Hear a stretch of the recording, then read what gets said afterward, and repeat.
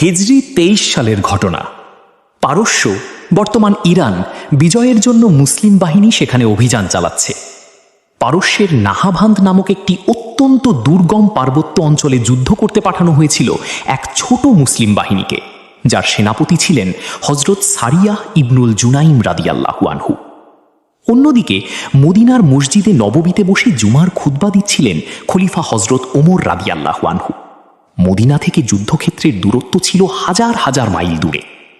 পারস্যের সেই দুর্গম অঞ্চলে মুসলিম বাহিনী চরম বিপদে পড়ে গেল। পারসিক কাফের সেনারা মুসলিমদের ওপর অতর্কিত এক ভয়ঙ্কর ফাঁদ পাতল। তারা মুসলিম বাহিনীকে পাহাড়ের পাদদেশে অবরুদ্ধ করে একদিক থেকে ঘিরে ফেলছিল, আর অন্য একদল কাফের সেনা পাহাড়ের উপর দিয়ে পেছন থেকে মুসলিমদের ওপর আক্রমণ করার জন্য গোপনে এগিয়ে আসছিল। মুসলিম সেনাপতি সারিয়াহ রাদিয়াল্লাহু আনহু এবং তার সেনারা চক্রান্তটি টের পাননি। তারা যদি যথাসময়ে পাহাড়ের দিকে নিজেদের পিঠ না ফেরাতেন, তবে পুরো মুসলিম বাহিনী সেখানে শহীদ হয়ে যেত। যুদ্ধের ময়দানে তখন তীব্র হাহাকার আর রোমাঞ্চকর এক উত্তেজনাকর পরিস্থিতি। ঠিক সেই মুহূর্তে হাজার মাইল দূরে মদিনার মসজিদে নববীতে এক অদ্ভুত ঘটনা ঘটল। খুতবা দিতে দিতে হঠাৎ হজরত ওমর রাদিয়াল্লাহু আনহু একদম স্তব্ধ হয়ে গেলেন। তার নুরানি চেহারা লাল হয়ে উঠল।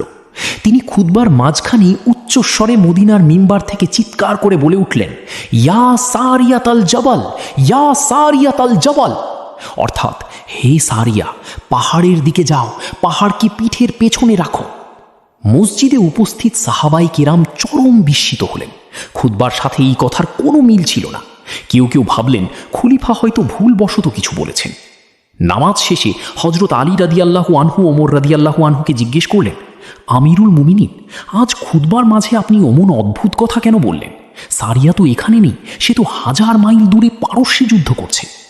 হজরত ওমর রাদিয়াল্লাহু আনহু শান্তভাবে জবাব দিলেন, আল্লাহর কসম, খুতবা দেওয়ার সময় হঠাৎ আমার চোখের সামনে পারস্যের যুদ্ধক্ষেত্রটি ভেসে উঠেছিল। আমি দেখছিলাম কাফিররা পিছন থেকে পাহাড়ের দিক দিয়ে সারিয়া ও তার বাহিনীকে ঘিরে ফেলছে। আমি নিজেকে ধরে রাখতে না পেরে মিম্বার থেকেই তাকে সতর্ক করে আওয়াজ দিয়েছি।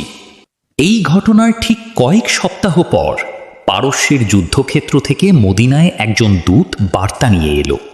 যুদ্ধের বর্ণনা দিতে গিয়ে সেই দূত আমিরুল মুমিনিন হজরত উমর রাদিয়াল্লাহু আনহুয়ের সামনে এক রোমাঞ্চকর তথ্য প্রকাশ করল। দূত বলল, হে আমিরুল মুমিনিন, যুদ্ধের এক সংকটময় মুহূর্তে আমরা যখন কাফেরদের চক্রান্তে প্রায় ধ্বংসের মুখে, ঠিক তখন হঠাৎ আকাশ থেকে এক বজ্রকণ্ঠের আওয়াজ আমাদের কানে ভেসে এলো।